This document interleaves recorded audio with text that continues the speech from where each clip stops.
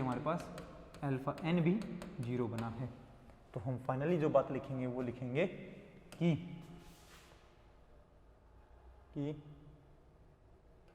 There exist alpha 1 comma alpha 2 comma alpha n belongs to field, ऐसे अपने पास field के अंदर एलिमेंट बने हैं such that alpha 1 v1 plus alpha 2 v2 plus so on alpha n vn is equal to 0।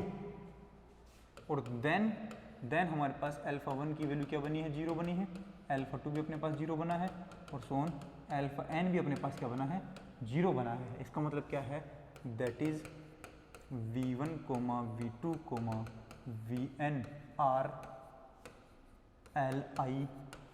li elements हैं और li vectors हैं। और जब सारे वेक्टर्स किसी सेट में li होते हैं तो पूरा सेट भी क्या बनता है, li बनता है। तो बोलेंगे hence S is equal to v1 comma v2 comma vn is linearly independent.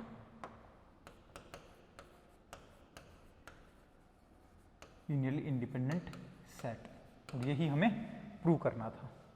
ठीक है, तो हमने यहाँ पर क्या प्रूव कर दिया है, हमने प्रूव किया है कि अगर आपके पास कोई ऑर्थोनॉर्मल सेट दे रखा है तो ऑर्थोनॉर्मल सेट हमेशा क्या बनेगा, अपने पास लीनियरली इंडिपेंडेंट बनेगा। ओके, अब देखो जब हमने ऑर्थोगोनल सेट की बात की थी, अब पहली बात तो इसका स्क्रीनशॉट कर लीजिए, ये तो अपने पास रही थ्योरम, ये तो अपने पास है थ्योरम का स्टेटमेंट और थोड़ा सा प्रूफ, उसके बाद आगे वाला प्रूफ,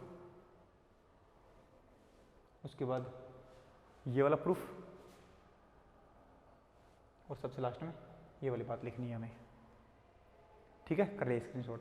और देखो जब हमने इस ऐसी थ्योरम ऑर्थोगोनल वाले के लिए प्रूव की थी तो हमने वहां पर लिखा था कि ऑर्थोगोनल में जो एलिमेंट्स बने, जो एलिमेंट बन रहे थे, वेक्टर्स बन रहे थे, वो हमें कैसे वेक्टर लेने थे, नॉन जीरो वेक्टर्स लेने थे। ऐसा लिखा था हमने कि एस सेट है अपने पास v1 v2 v3 vn का, जो कि नॉन जीरो वेक्टर्स का कलेक्शन है, वो अगर आपके पास क्या बनता है, ऑर्थोगोनल बनता है, तो वो li भी बनेगा। ऑर्थोगोनल में हमने नॉन जीरो वेक्टर्स लिए थे। ऑर्थोनॉर्मल में हमने नॉन जीरो वेक्टर वाली कंडीशन नहीं लिखी है। क्यों? क्योंकि हमें पता है कि जब आपके पास ऑर्थोगोनल सेट होता है तो उसमें जीरो वेक्टर आ भी सकता है और नहीं भी आ सकता, लेकिन ऑर्थोनॉर्मल सेट जो है, ऑर्थोनॉर्मल सेट में कभी भी आपके पास जीरो वेक्टर नहीं आता है। इस वजह से अगर आप लोगों को v1 v2 v3 vn अगर एक ऑर्थोनॉर्मल सेट दे रखा है तो उसमें अपने आप बात आ गई है कि उसमें जीरो एलिमेंट नहीं होगा। सही है, क्योंकि ऑर्थोनॉर्मल सेट में कभी जीरो एलिमेंट आता ही नहीं है। और ये वाली बात मैंने कल नोट में लिखवा दी थी आप लोगों को कि ऑर्थोनॉर्मल सेट कभी भी जीरो वेक्टर नहीं रखता है। क्यों? क्योंकि ऑर्थोनॉर्मल सेट में होता है कि खुद के साथ अगर आईपी निकालोगे तो वैल्यू बनेगी 1, खुद का दूसरे के साथ आईपी निकालोगे तो वैल्यू बनेगी 0।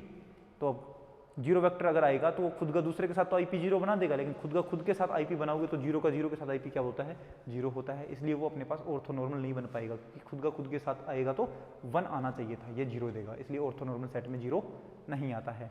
तो अगर हमने लिख दिया यहाँ पर ऑर्थोनॉर्मल सेट है S, तो उसमें अपने आप पता लग गया है कि उसमें जीरो वेक्टर्स या जीरो वेक्टर नहीं आएगा। ओके, ये अपने पास आज की 2 थ्योरम्स थी, ये हमने कर ली हैं। अब जो आगे की क्लास में हम पढ़ाएंगे वो अगली थ्योरम्स होंगी। ओके, मेरे को ऐसा लग रहा है कि आप लोगों को यूनिट 5 जो है वो आसानी से समझ में आ रही होगी, क्योंकि ये एक आसान सी यूनिट है। इसमें हमें अलजेब्रा जैसा कि अपने हिसाब से कुछ मानना है, सपोज करना है, ये करना है, वो ऐसा नहीं है। आप लोगों को ये जो यूनिट है वो अप्लाइड मैथमेटिक्स जैसी ही लगेगी कि ऊपर वाली कंडीशन से नीचे वाली आ गई, नीचे वाली से ये वाली आ गई, नीचे वाली से ये आ गई, ऊपर वाली से ये आ गई, ये वाली ये ऐसा। हमने यूनिट फर्स्ट में जो पढ़ा था उसमें हमें बहुत सारी चीज़ें अलग करनी पड़ी थी, ऊपर वाली लाइन से नीचे वाली लाइन नहीं आ पाई थी, कहीं और से आती थी। इसलिए हम बोल रहे हैं कि ये वाली यूनिट थोड़ी आसान पड़ती है। ठीक है, आपको जरूर पढ़ के जानी चाहिए। ओके, मिलते हैं नेक्स्ट क्लास में, तब तक के लिए tata, goodbye, take care.